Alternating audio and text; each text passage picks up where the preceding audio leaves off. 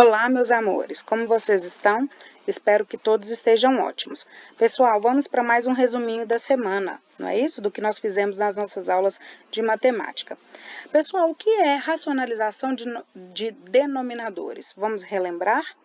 Racionalizar um denominador é tornar um denominador, né? O denominador de uma fração que antes era irracional em um número racional. Não é isso? Achar uma fração equivalente, mas que tenha o denominador um número racional. Não é isso, pessoal?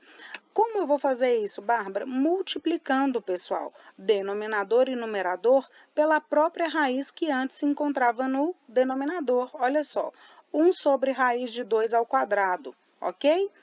Eu vou multiplicar por raiz quadrada de 2, tanto o numerador quanto o denominador, ok? E assim sucessivamente com qualquer que seja a raiz quadrada que estiver no denominador, ok?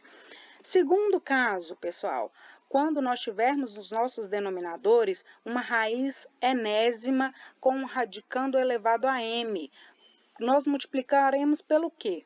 Por uma raiz que tenha o mesmo índice, ok? Mas o expoente do meu radicando vai variar.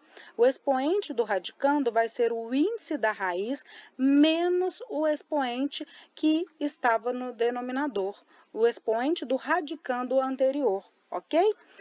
Bah, olha aqui, vamos perceber isso na aplicação do exemplo.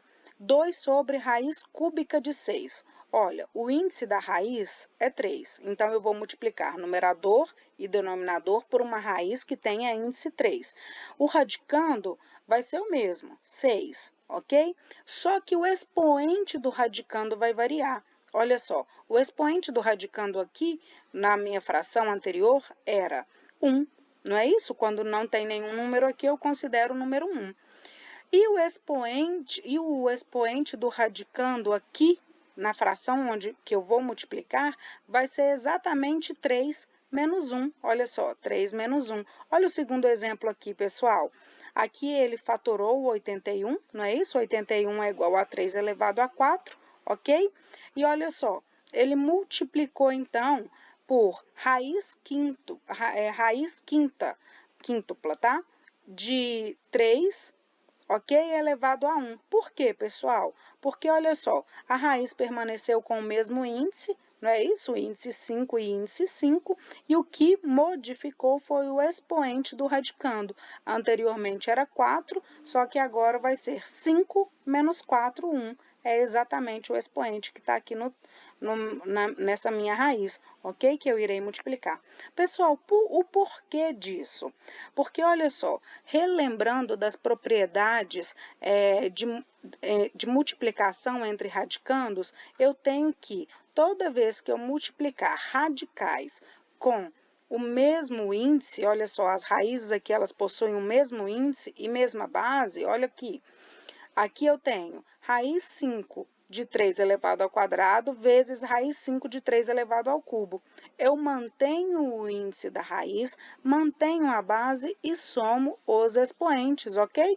Então, vai ficar raiz 5 de 3 elevado a 5, ok? E aí é só eu simplificar o índice com o expoente do 3, que vai sobrar o número 3. Não é isso, pessoal? E, por último, o terceiro caso de racionalização de denominadores. Não é isso? Toda vez que eu tiver um número a ser racionalizado, for uma soma ou uma diferença de raízes quadradas ou de raiz quadrada com um número racional, multiplicamos os termos da fração pela expressão que representa a operação inversa, pessoal, entre os mesmos números. Olha só, o que ele está me falando aqui? Nesse caso aqui, eu tenho uma operação, uma adição entre um radical e um número racional, não é isso? Eu vou utilizar aqui a mesma raiz, o mesmo número, só que a operação inversa. Se aqui é soma, eu vou multiplicar por raiz quadrada de 3 menos 1, ok? Multiplico numerador e denominador pelo mesmo número, ok? E isso vai me levar ao quadrado do primeiro número menos o quadrado do segundo número, ok? Que vai transformar antes o raiz de 3, que era irracional, em um número racional. ok?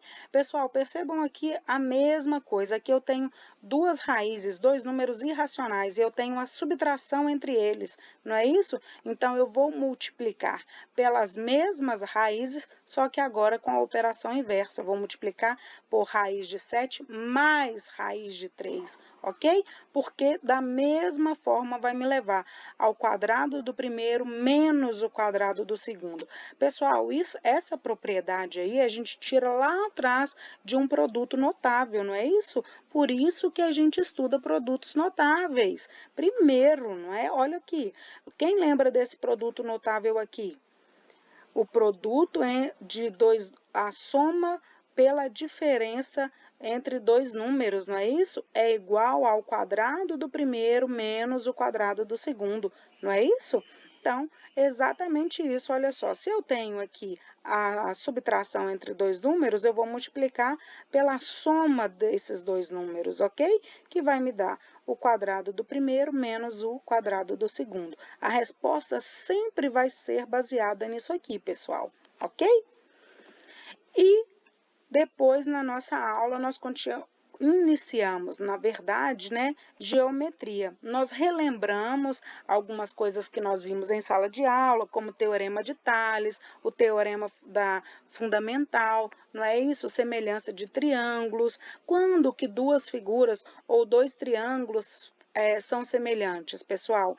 Quando nós temos os lados homólogos congruentes e que os ângulos não, desculpa, pessoal, os lados homólogos proporcionais, não é isso?